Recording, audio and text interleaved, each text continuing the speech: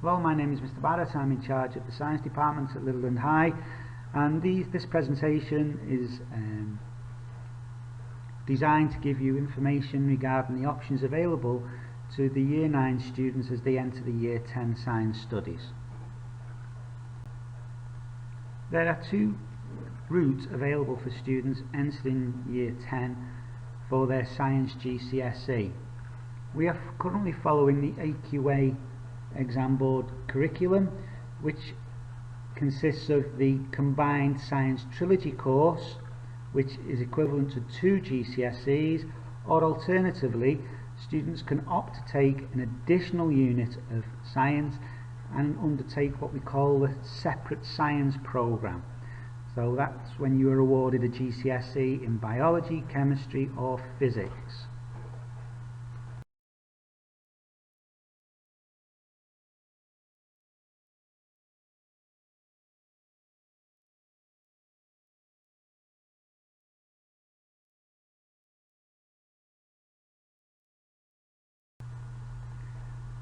All Year 9 students have been currently undertaking the Science GCSE course, but at the beginning of Year 10 we are looking to offer an additional science qualification, a third GCSE if you like, in the separate science studies. All GCSE science subjects, including separates and trilogy, are what we call linear. That means that they are exam based at the end of the course. There is no assessment or coursework requirement for GCSE science. All students will sit in total 6 papers. For those taking the combined trilogy, equivalent to 2 GCSEs, each of their papers lasts 1 hour 15 minutes. However, for those students wishing to take separate science as an option, they also will do 6 papers, but they will be an extra half an hour longer in total. Students at the end will be either awarded 2 GCSEs in combined science, or if they take the option subject, will be awarded a GCSE in chemistry, a GCSE in physics and a GCSE in biology, totaling 3. Here's some further details for those choosing science as an option in Year 10. As said previously, students will be awarded 3 separate GCSEs in each of the fields of study: physics, chemistry and biology. Unlike trilogy, it is not average based. They will receive their grade based on their scores they achieve in the papers for physics, chemistry and biology separately.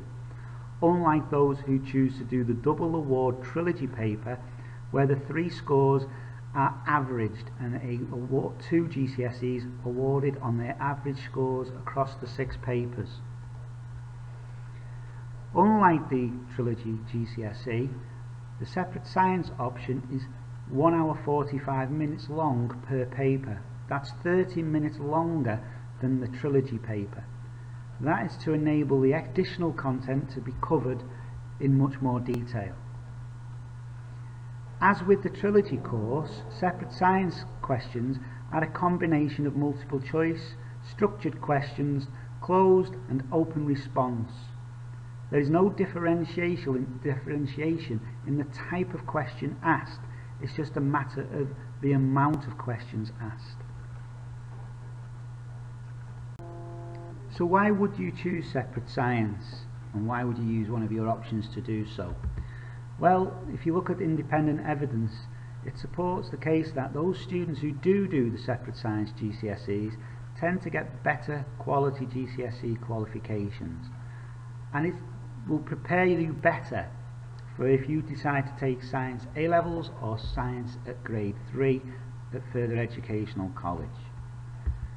The separate science course is really designed for those students who are looking at potentially a career in either medicine, health services, engineering, nursing, midwifery, or sports science, architecture, chemical engineering, etc.